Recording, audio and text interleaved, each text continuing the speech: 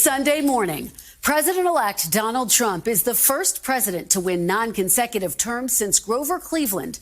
And we haven't heard from him extensively since his decisive victory until now. I sat down with the president-elect at Trump Tower in New York on Friday for his first broadcast interview since winning the election. We spoke for nearly an hour and a half in a wide-ranging conversation about what these next 4 years will look like. He told me his first 100 days will focus on bringing down prices, addressing the border, and getting his cabinet picks confirmed. And I asked him what he'll do on his first day in office. I'm going to delve into one of your signature promises on the campaign trail, which was to end inflation, to lower prices. You are now proposing tariffs against the United States' three biggest trading partners. Economists of all stripes say that ultimately consumers pay the price of tariffs. I don't believe Can you guarantee American families won't pay more? I can't guarantee anything. I can't guarantee tomorrow. But I can say that if you look at just pre-COVID, we had the greatest economy in the history of our country. And I had a lot of tariffs on a lot of different countries, but in particular China. We took in hundreds of billions of dollars, and we had no inflation. In fact, when I handed it over, they didn't have inflation for a year and a half. They went almost 2 years just based on what I had created. And then they created inflation with energy and with spending too much. So I think we will... I'm a big believer in tariffs. I think tariffs are the most beautiful word. I think they're beautiful. It's going to make us rich. We're subsidizing Canada to the tune of over $100 billion a year. We're subsidizing Mexico for almost $300 billion.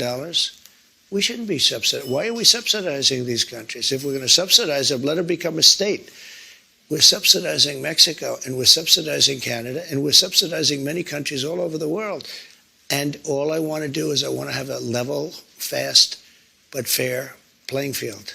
Sir, your previous tariffs during your first administration cost Americans some $80 billion. And now you have major companies from Walmart, Black & Decker, AutoZone saying that any tariffs are going to force them to drive up prices for their consumers. How do you make sure that these CEOs, that these companies don't, in fact, pass on the cost of tariffs to their consumers? They cost Americans nothing.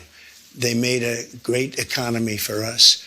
They also solve another problem. If we were going to have problems having to do with wars and having to do with other things, tariffs, I have stopped wars with tariffs by saying, you guys want to fight, it's great, but both of you are going to pay tariffs to the United States at 100%. And they have many purposes, tariffs, if properly used. I don't say you use them like a madman. I say properly used.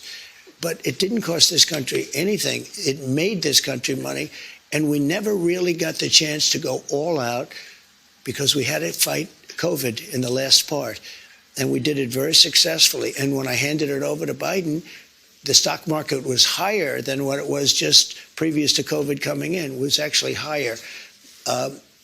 Tariffs are properly used, are a very powerful tool, not only economically, but also for getting other things outside of economics. Are you actually going to impose these tariffs, or are they a negotiating tactic? Well, I'll give you an example. With Canada, and in particular Mexico, we have millions of people pouring into our country. You agree with that. I spoke with both. I spoke with Justin Trudeau. In fact, he flew to Mar-a-Lago within about 15 seconds after the call ended. He was at Mar-a-Lago. We were having dinner talking about it. I said, you have to close up your borders because they're coming in the northern border, too, a lot. Not like the southern border, but they're coming in the Canadian border a lot. And drugs are pouring in. Almost as importantly, drugs are pouring in, maybe more importantly, drugs are pouring in at levels never seen before, 10 times what we had. They're just pouring in. We can't have open borders. And I said to the president of Mexico and to Justin Trudeau, if it doesn't stop, I'm going to put tariffs on your country at about 25%. The chairman of the Federal Reserve, Jerome Powell, said he will not leave his post even if you ask him to. Will you try to replace Jerome Powell? No, I don't think so. I don't see it. But I don't. I think if I told him to, he would. But if I asked him to, he probably wouldn't. But if I told him to, he would. You don't have plans to do that right now? No, I don't. Okay, let's talk about mass deportation, one of your big agenda items. You've talked about prioritizing people who have criminal histories. Correct. But is it your plan to deport everyone who is here illegally over the next 4 years? Well, I think you have to do it. And it's a very tough thing to do. But you have to have, you have rules, regulations, laws. They came in illegally. The people that have been treated very unfairly are the people that have been online for 10 years to come into the country. And we're going to make it very easy for people to come in terms of they have to pass the test. They have to be able to tell you what the Statue of Liberty is. They have to tell you a little bit about our country. They have to love our country. They can't come out of prisons. We don't want people that are in for murder. So we had 11,000 and 13,000 different estimates, 13,099 murderers released into our country over the last 3 years. They're walking down the streets. They're walking next to you and your family, and they're very dangerous. The 13,000 figure, I think, goes back about 40 years. No, it doesn't. No, That it's within the 3-year period. figure. It's during the Biden term. No, that was a fiction that they put that out. This was done by the Border Patrol. It's 13,099, and it's during the Biden period of time. And these are murderers, many of whom murdered more than one person. You don't want those people in this country. But you're saying something, sir, that's significant. I just want to make sure I'm clear, which is that you're saying, yes, you're going to focus on the people with criminal histories, but everyone who's here illegally has to go. I'm saying this. We have to get the criminals out of our country. We have to get people that were taken out of mental institutions and put them back into their mental institution, no matter what country it is. Do you know that Venezuela, their prisons are at the lowest point in terms of emptiness that they've ever been? They're taking their people out of those prisons by the thousands, and they're drunk. And just to get back, because I know exactly what you're getting at. Number one, we're doing criminals, and we're going to do them really rapidly. We're getting the worst gang probably with MS-13, and the Venezuelan gangs are the worst in the world. They're vicious, violent people. And you see what they've done in Colorado and other places. They're taking over, literally taking over apartment complexes and doing it with impunity. They don't care. They couldn't. They just are. They're in the real estate business. The local police say that is not the case in Colorado. Oh, it's totally the case. I mean, you don't believe the local police. I play it. I used to play it at my rallies every single night. No, they're breaking into doors. They're taking over the building. But sir, you and by the way, the point, the police are afraid to do anything. You raised the point that the logistics are complicated. You said it yourself. But everything's complicated. Yeah, you mean you need 24 times more ICE detention capacity just to deport 1 million people per year, not to mention more agents, more judges, more planes. Is it realistic to deport everyone who's here illegally? You have no choice. First of all, they're costing us a fortune. But we're starting with the criminals, and we got to do it. And then we're starting with others, and we're going to see how it goes. Who are the others? Others are other people outside of criminals. We have convicted murders. We don't mean people that are even on trial. We have people that have murdered numerous people are on our streets and in our farms, and we have to get them out of our country. What about dreamers, sir? Dreamers who were brought to this country illegally as children. You said once back in 2017, they, quote, shouldn't be very worried about being deported. Should they be worried now? The dreamers are going to come later, and we have to do something about the dreamers, because these are people that have been brought here at a very young age, and many of these are middle-aged people now.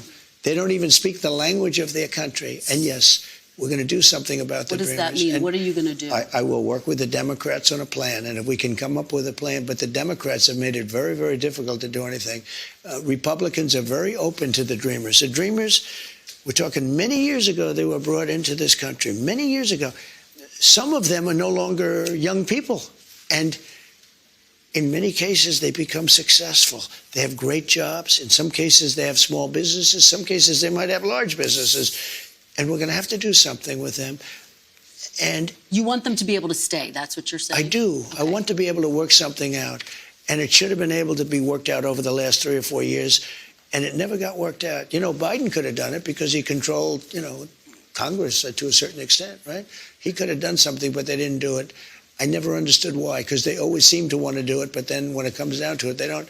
I think we can work with the Democrats and work something out. Let me ask you about another group of people, the estimated 4 million families in America who have mixed immigration status. So I'm talking about parents who might be here illegally, but the kids are here legally. Your borders are You're talking about separation? Yeah, well, I mean, there are two aspects to this. Your borders are, Tom Homan said, they can be deported together. Correct. Is that the plan? Well, that way you keep well, I don't want to be breaking up families, so the only way you don't break up the family is you keep them together, and you have to send them all back. Even kids who are here legally? Well, what you're going to do if they want to stay with the father? Look, we have to have rules and regulations. You can always find something out like, this doesn't work, that doesn't work. I'll tell you what's going to be horrible. When we take a wonderful young woman who's with a criminal, and they show the woman, and she could stay by the law, but they show the woman being taken out, or they want her out, and your cameras are focused on her as she's crying, as she's being taken out of our country, and then the public turns against us. But we have to do our job, and you have to have a series of standards and a series of laws, and in the end, look, our country is a mess. Let me ask you about some of your other promises on this topic. You've promised to end birthright citizenship on day one. Is that still your plan? Yeah, absolutely. The 14th Amendment, though, says that, quote, all persons born in the United States are citizens. Can you get around the 14th Amendment with an executive action? We're going to have to get a change. We'll maybe have to go back to the people, but we have to end it. We're the only country that has it. Through an executive action? We're the only country that has it. Do you know, if somebody sets a foot, just a foot, 1 foot, you don't need two, on our land, congratulations, you are now a citizen of the United States of America. Yes, we're going to end that because it's ridiculous. Through executive action? Well, if we can, through executive action. I was going to do it through executive action, but then we had to fix COVID first, to be honest with you. We have to end it. Let's talk about health care. I've been talking to Republican lawmakers on Capitol Hill. They say it's no longer feasible to repeal and replace Obamacare because it's so entrenched in the system.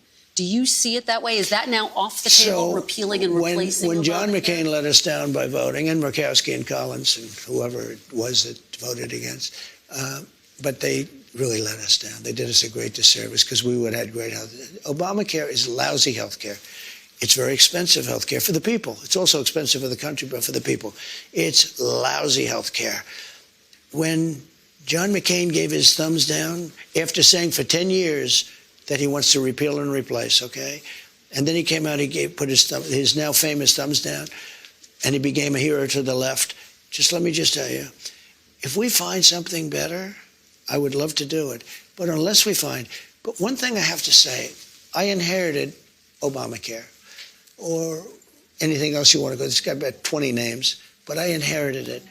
And I had a decision to make with Health and Human Services. I had a big decision to make. Do I make it as good as we can make it, or do I let it rot? And a lot of political people said, let it rot and let it be a failure. I said, that's not the right thing to do. And I had very good people in the medical area that handled that.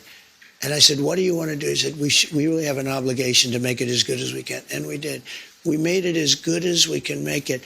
Instead of making it bad where everybody would be calling for its repeal, I made it so that it works. Now, but you did try to overturn it, sir. It's lousy. You did try to overturn it. You did have your Justice Department try to direct the Supreme Court to overturn it. No, we got a little bit of a surprising opinion, to be honest with you.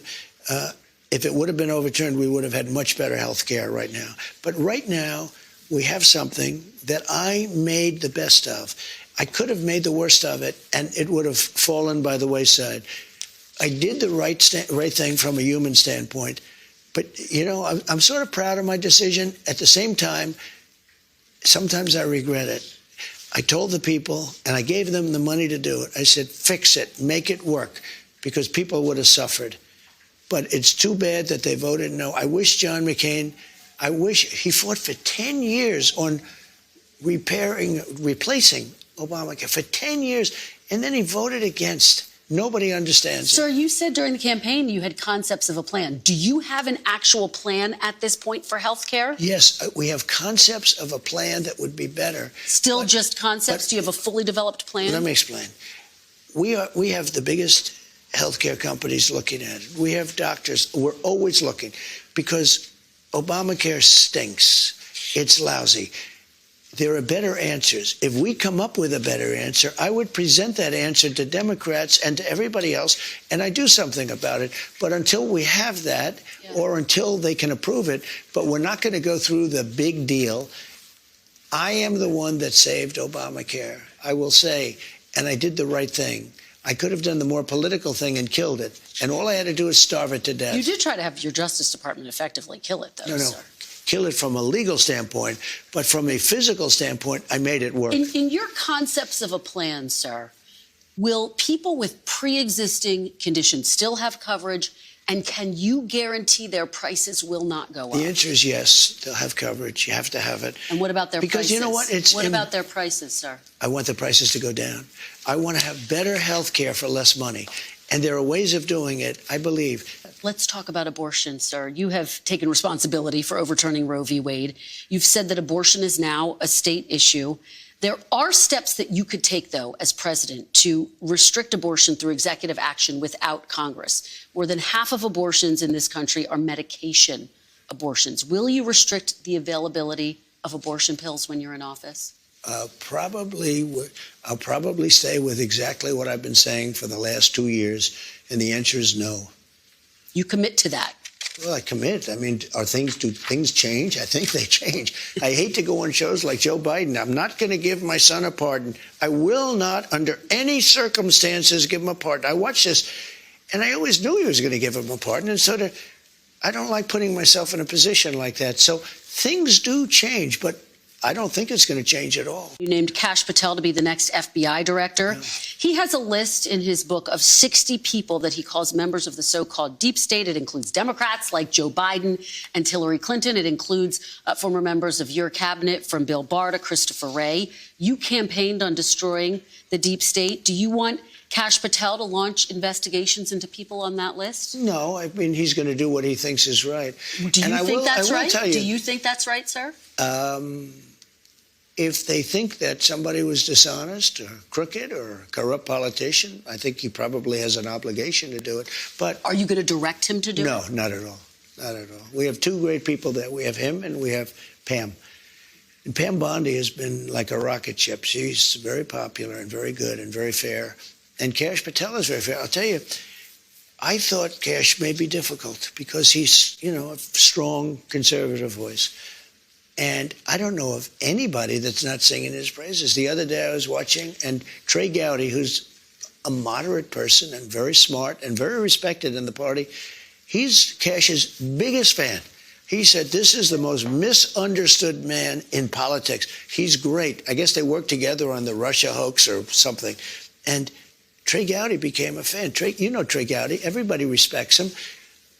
And, just like him, others also. I don't know of one negative vote. I don't think he's going to have any negative votes. Is it your expectation, though, that Kash Patel will pursue investigations against your political enemies? No, I don't think so. Do you want to see that happen?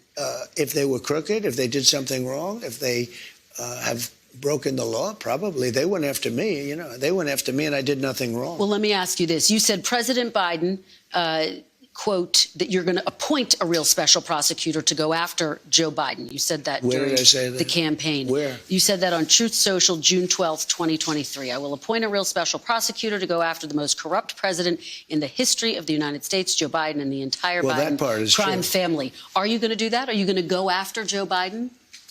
I'm really looking to make our country successful. I'm not looking to go back into the past. I'm looking to make our country successful. Retribution will be through success. If we can make this country successful, that would be that would be such a great achievement. Bring it back. We have a country now that's overridden with crime, that has millions of people that shouldn't be here, that should be in prisons in other countries, that should be in mental institutions. We have drug lords being dropped into our country and told never go back to their country.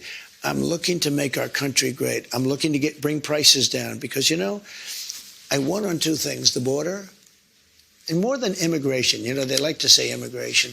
I break it down more to the border, but I won on the border and I won on groceries. It's a very simple word, groceries. Like almost, who uses the word? I started using the word, the groceries, when you buy apples, when you buy bacon, when you buy eggs, they would double and triple the price over a short period of time. And I won an election based on that. We're going to bring those prices way down. I want to pause here because what you're saying is significant. Because you wrote on Truth Social in 2023 that you're going to appoint a real special prosecutor to go after Joe Biden. Now you're saying you're not going to do that. I will say this. No, I'm not doing that unless I find something that I think is reasonable. But that's not going to be my decision. That's going to be Pam Bondi's decision, and to a different extent, Kash Patel, assuming they're both there. And I think they're both going to get approved. But while you ask me that, what they've done to me with weaponization is a disgrace. We'll get to some of that. No, wait. You can't do one without the other. In the history of our country, nothing like this has ever happened. And I've won these cases. I've won every one, and the rest are in the process of being won. Deranged Jack Smith is on his way back to The Hague, where he can execute people. This is where he should have stayed. I think he's dangerous even being there. But I'll tell you what they've done to me in terms of weaponization, indictments, impeachments, and everything else. And in the end, it probably helped me because I got the biggest vote, the most votes any Republican's ever gotten in history. Pam Bondi talks about investigating the investigators. Do you want her to investigate Jack Smith? I want her to do what she wants to do. Do you want to see Jack Smith investigated? Well, I think he's very corrupt, but I want her to do whatever she has to do. Are you going to direct her to prosecute Jack Smith? She's a very smart person. She was a great attorney general in Florida. She's very experienced. I want her to do what she wants to do. I'm not going to instruct her to do it, no. Sir, are you going to fire the current FBI director, Christopher Wray, who you appointed? Well, I can't say I'm thrilled with him. He invaded my home. I'm suing the country over it. He invaded Mar-a-Lago. I'm very unhappy with the things he's done. And crime is at an all-time high. Migrants are pouring into the country that are from prisons and from mental institutions, as we've discussed. I can't say I'm thrilled. I don't want to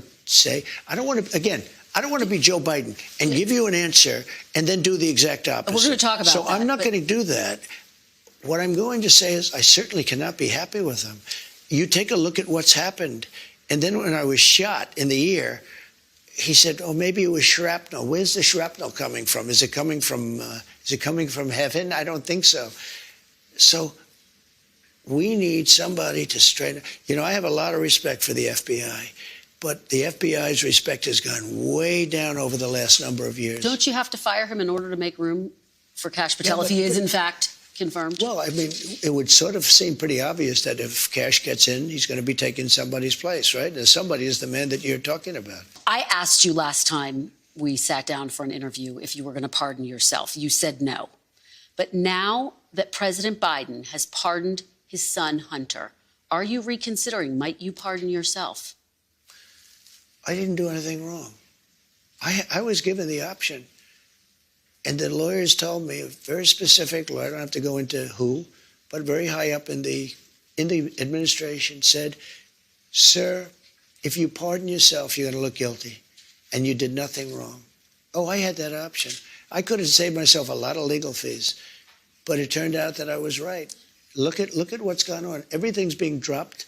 I still have a Fani Willis, a total hoax. That's a total hoax. It's all being dropped. Cheney was behind it, and so was Benny Thompson, and everybody on that committee. For what they did, honestly, they should go to jail. So you think Liz Cheney should go to jail? For what they did. Everyone on the committee, you think? I think everybody anybody that voted in favor. Are you going to direct your FBI director and your attorney general to send them to jail? No, not at all. I think that they'll have to look at that, but I'm not going to. I'm going to focus on drill, baby, drill.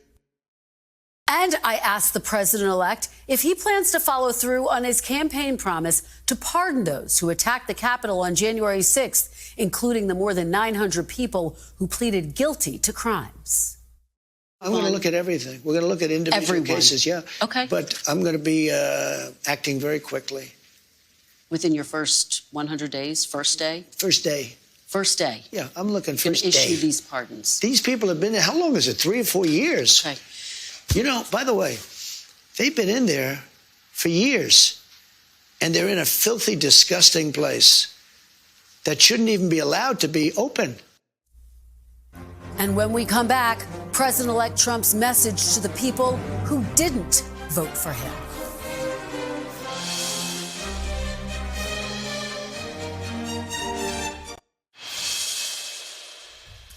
Welcome back. The Syrian government fell overnight, a stunning end to the more than 50-year rule of the Assad family as rebels claimed Damascus. I pressed the president-elect on a range of foreign policy issues, including U.S. support for Ukraine and NATO in his second administration. Should Ukraine prepare for less aid from the United States after you're sworn into office? Yeah, probably. Sure. You said you can end the war in 24 hours. You've even said you want to try to end it before you're sworn into office. You're actively trying to? I am. Have you talked to President Putin? No, I have not. You haven't talked to President Putin No, I have since not. you've been You mean, elected? no, well, I don't want to say that, but I haven't spoken to him recently.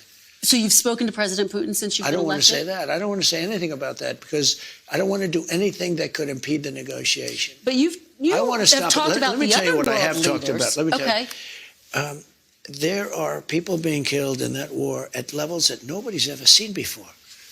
You have to go back to the Second World War, and even that, if you take a look at, and you know what it is? It's the soldiers largely. The cities have been emptied out and demolished. The country has been demolished. If I won that election, which you know how I feel about it, I won't get into it because we don't need to start that argument. I think it's an easy argument. It was really proven even more conclusively by the win that I had on this one. But you did get court, sir. Well, that's your opinion, but I disagree with it. Had I kept control, number one, Israel wouldn't have happened. Number two, Ukraine would have never happened. It would have never happened, Ukraine, Russia. But the number of people that are being killed, soldiers, young, beautiful soldiers, hundreds of thousands of people are being killed. And, you know, it's very interesting. It's level. Totally level, the battlefields, totally level. You know what's happening? Yeah. The only thing that stops a bullet, you know what it is a body, a human body. And the people that are being killed, hundreds of thousands on both sides. Russia's lost probably 500,000. Ukraine's lost higher than they say, probably 400,000. You're talking about hundreds of thousands of bodies laying all over fields. It's the stupidest thing I've ever seen, and it should have never been allowed to happen. Biden should have been able to stop it. Sir, will the United States stay in NATO while you're in office? In where? NATO. Do you commit that the United States will remain a member of NATO while you're in office? Again, they have to pay their bills. If they pay their bills, absolutely. But not if they don't pay their bills. But NATO's taken advantage of us because we were look, two things. Number one, they take advantage of us on trade, meaning the European nations, okay, like terrible. They don't take our cars. They don't take our food product. They don't take anything. They take... It's a disgrace. And on top of that, we defend them. So it's a double whammy. So let me just tell you, I was able to get hundreds of billions of dollars put into NATO just by a tough attitude. I said to the countries, I'm not going to protect you unless you pay. And they started paying. And that amounted to more than $600 billion. That's a big thing. Otherwise, they wouldn't even be fighting. They wouldn't have any money to fight. If they're paying their bills, and if I think they're treating us fairly, the answer is absolutely. I'd stay with NATO. But if not, you would consider the possibility of absolutely, getting it. Yeah, absolutely. You've tapped Elon Musk, Vivek Ramaswamy, to head up this Department of Government Efficiency. Correct. Which proposes cuts to the federal government. I think a lot of people hear that and they get concerned about Medicare and Social Security and Not Medicaid going to have anything to do. And defense spending. You won't touch Medicare, Social Security. Abuse, fraud. Okay. No, I said to people, we're not touching Social Security, other than we make it more efficient, but the people are going to get what they're getting. Okay, so the entitlements and off the table. And we're not raising ages or any of that stuff. Okay, off the table. I won't do it. Sir, I don't have to tell you this because you've talked about it. It comes at a time when the country is deeply divided. And now you're going to be leading this country for the next 4 years. For the sake of unifying this country, will you concede the 2020 election and turn the page on that chapter? No. No. Why would I do that? But let me just tell you, when you say the country is deeply divided, I'm not the president. Joe Biden's the president. But you're going to be the president. No. I'm not the president. So when you say it's deeply divided, I agree. But Biden's the president. I'm not. And he has been a divider. And you know where he divided it more than anything else, and it probably backfired on him? I think definitely is weaponization. When he weaponized the Justice Department and he went after his political opponent, me, he went after his political opponent violently because he knew he couldn't beat him. And I think it really was a bad thing. And it really divided our country. Sir, Democrats have control of the White House now. They didn't in 2020. If they are going around stealing elections, why when you didn't say they do it Democrats this have time? control now Of the White House. Yeah. So why didn't they steal this election? Since they have more power now. because I think it was too big to rig. So you won't. Too big to rig. To the people who say that you're now directing your Justice Department to investigate 2020, no, and they want to move on. I have very capable. Is that I think a Pam good is going to use be of great. precious resources? By the way, is that what you just want so them know, to do? Just so you know, I have the right to do that, but I'm not interested in that. Oh, you're not. You're not going to do that. I'm not interested. I have Okay. the absolute right. I'm the chief law enforcement officer. You do know that. I'm the president. But I'm not interested in that. You know what I'm interested in? Drilling and getting prices down and stopping people from pouring into our border that come from prisons and mental institutions. One of the things that made this campaign unprecedented and extraordinary were the horrific attempts against your life. 2 assassination attempts. Do you feel safe going into the White House I do. for the next 4 years? Why? I have confidence in Secret Service. I know the people. I got to know a lot of them, and I have confidence. It was a bad moment. Something shouldn't have happened, but I have a lot of confidence, and they've really stepped it up. They were restricted from giving the look. I'd do a rally, and you were at many of them, and I'd have 50,000 people. Joe would have a rally, and he'd have 30 people, and he had more Secret Service than me. My Secret Service was always asking for more manpower / women power. They were asking for more and more and more, and they couldn't get it. I'm not blaming them, really, because they were always fighting for more people, and they wouldn't get. Now, boy, do we have it. I want to ask you, sir, one final question. What do you want to say to Americans who didn't support you in this campaign? I'm going to treat you every bit as well as I have treated the greatest MAGA supporters. There's never been anything like MAGA in the history of this country. These people are so dedicated to making America great again. It's very simple. And I'm going to treat them just the same as I treat MAGA. We're going to treat everybody good. We want success for our country. We want safety for our country. You know, our country is under threat, as you know.